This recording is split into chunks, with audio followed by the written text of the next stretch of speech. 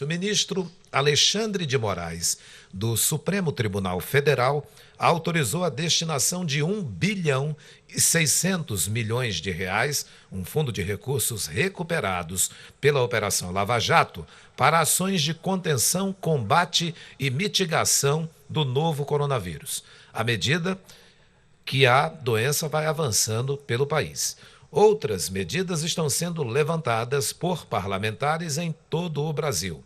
Agora a gente vai conversar com o Procurador de Justiça em São Paulo e doutor em Direito pela USP, a Universidade de São Paulo, Roberto Liviano. Bom dia, doutor Roberto. Bom dia, prazer falar com você. Muito obrigado. Em nome de toda a nossa equipe, quais propostas os parlamentares estão apresentando para auxiliar no combate aí ao vírus, na sua avaliação? Bom, em primeiro lugar, eu quero falar sobre esse assunto que você noticiou, sobre essa decisão do Supremo. Penso que é extremamente importante essa destinação de 1,6 bilhão para o combate à pandemia.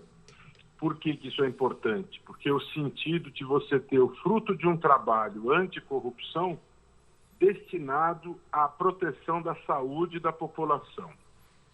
Esse dinheiro foi recuperado nos desvios da Petrobras. O Brasil tem um histórico de corrupção endêmica, né? E este é um acúmulo de décadas de desvios, de má gestão. Essas propostas todas que estão sendo apresentadas agora, às quais você se refere, elas decorrem de um histórico de um país em que, infelizmente, nós não temos planejamento. Se nós tivéssemos um planejamento na área da saúde, na área da educação, na área do saneamento, nós não precisaríamos correr atrás do prejuízo desta forma. De toda maneira, é importante que nós priorizemos a proteção da vida humana como um bem jurídico que prevalece em relação a todos os demais. Nós precisamos ter esse sentido de prioridade, precisamos fazer valer a ideia do isolamento. Por quê? Porque os estudiosos, cientistas de todo o mundo verificaram pelo comportamento do vírus que é importante que haja o isolamento das pessoas para que não haja demandas simultâneas ao sistema de saúde. Se houver essas demandas simultâneas ao sistema de saúde, nós podemos ter o colapso. Portanto, dessas proposições que estão sendo apresentadas e são relevantes, em primeiro lugar, que se proteja o sistema de saúde do colapso. Em segundo lugar, que se tenha atenção para a economia, né?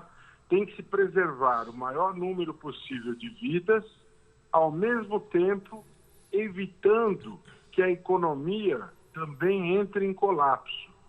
A meu ver, penso que os governantes têm que ter essas duas questões em perspectiva, sem que desconsiderem a necessidade de prestar contas de maneira absolutamente transparente ao cidadão. Numa democracia, o governante ele tem obrigação de oferecer informações. A sociedade está isolada, com distanciamento social, ela vai procurar informações na rádio, na televisão, nos jornais, na internet e as autoridades públicas.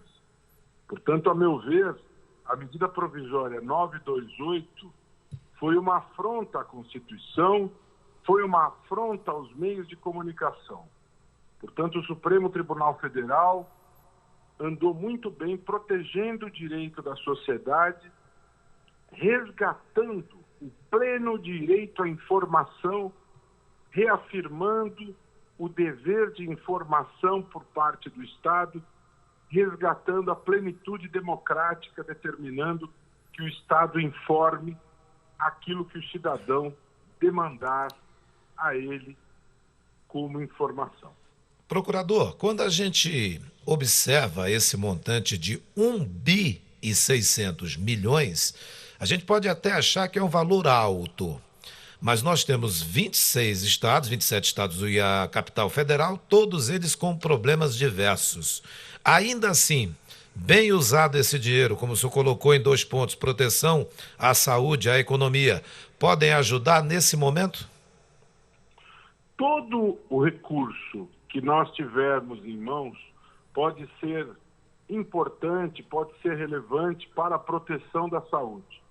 O que é importante é que haja esta priorização, que haja esta revisão de posturas e que nós aprendamos com essa situação a revalorizar estas políticas públicas.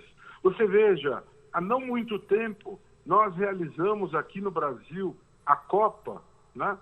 Sendo um país em que nós temos extremas vulnerabilidades sociais. Hoje, nós temos 100 milhões de brasileiros sem saneamento básico, 65 milhões sem água potável, né? Na época, em 2011, o nosso querido Ronaldo Fenômeno, embaixador para a realização da Copa, disse que não se faz Copa com hospitais, né? E agora nós estamos correndo para termos vagas hospitalares em UTI, com respiradores, para acudir as pessoas mais doentes e casos mais graves, que vão demandar o sistema agora diante do pico do coronavírus. Ou seja, agora nós precisaríamos ter hospitais. Aqui em São Paulo estão sendo criadas 2.000 vagas em hospitais de campanha improvisados para acudir esses doentes, né? Ou seja, é uma situação extrema que lembra situações de guerra, né?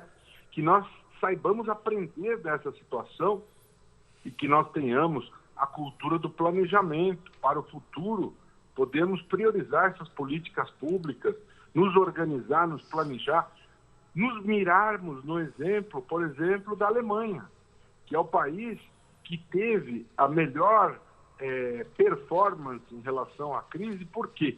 Porque tinha um número de leitos adequado em relação à população, que teve uma taxa de mortalidade mais baixa da Europa em relação ao coronavírus.